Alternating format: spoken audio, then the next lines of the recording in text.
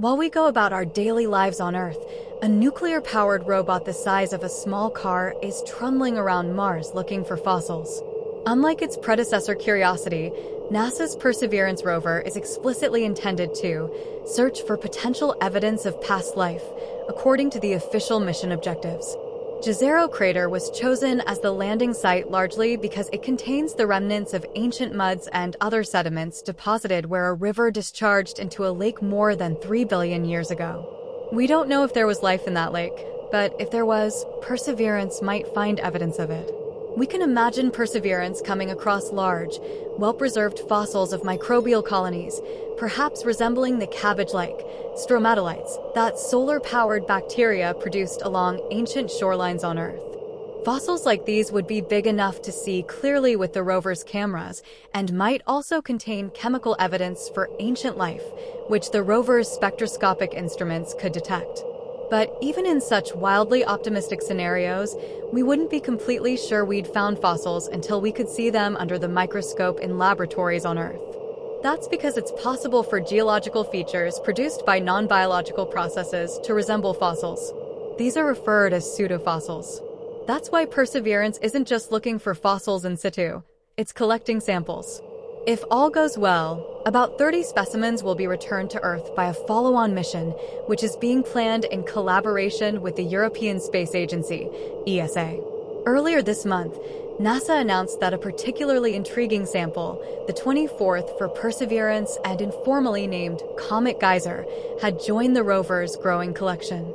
This one comes from an outcrop called Bunsen Peak, part of a rocky deposit called the Margin Unit that's close to the crater's edge. This rock unit may have formed along the shoreline of the ancient lake. Rover instruments have shown that the Bunsen Peak sample is dominated by carbonate minerals, the main constituent of rocks like limestone, chalk, and travertine on Earth. The little carbonate grains are cemented together with pure silica, similar to opal or quartz.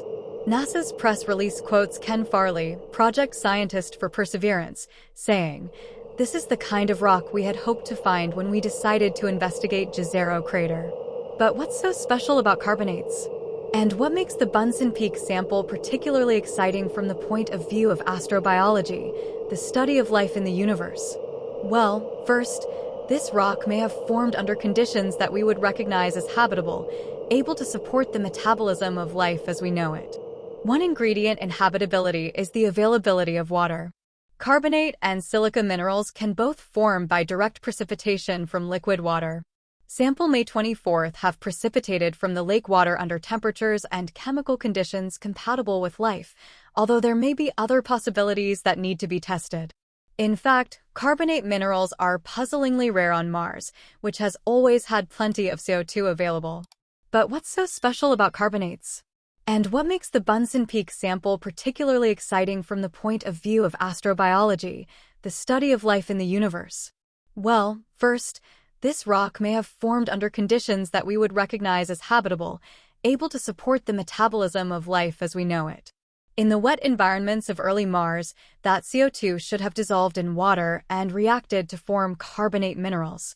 Analysis of Bunsen Peak and of sample 24 when it is sent to Earth may eventually help us solve this mystery.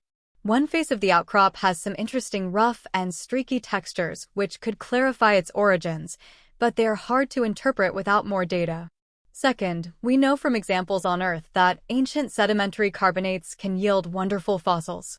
Such fossils include stromatolites composed of carbonate crystals precipitated directly by bacteria.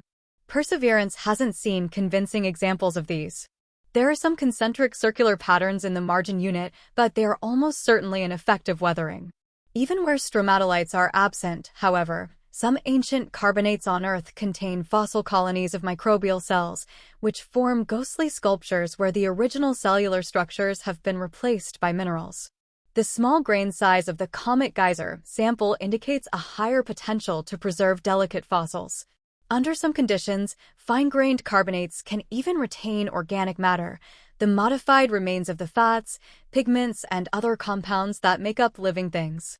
The silica cement makes such preservation more likely. Silica is generally harder, more inert, and less permeable than carbonate. and can protect fossil microbes and organic molecules inside rocks from chemical and physical alteration over billions of years. When my colleagues and I wrote a scientific paper called A Field Guide to Finding Fossils on Mars in preparation for this mission, we explicitly recommended sampling fine-grained, silica-cemented rocks for these reasons.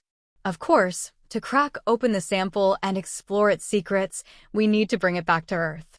An independent review recently criticized NASA's plans for the return of samples from Mars as too risky, too slow, and too expensive. Modified mission architectures are now being evaluated to meet these challenges.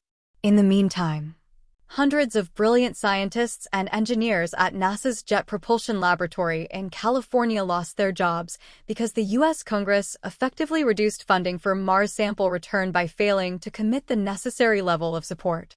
Mars sample return remains NASA's highest planetary science priority and is strongly supported by the planetary science community around the world. The samples from Perseverance may revolutionize our view of life in the universe. Even if they don't contain fossils or biomolecules, they will fuel decades of research and give future generations a completely new view of Mars. Let's hope NASA and the US government can live up to the name of their rover and persevere. So ladies and gentlemen, that's it for this video. Please like, share, and subscribe to Luminary Cosmos for more this kind of content. There's plenty more to come, and I'll see you in my next one.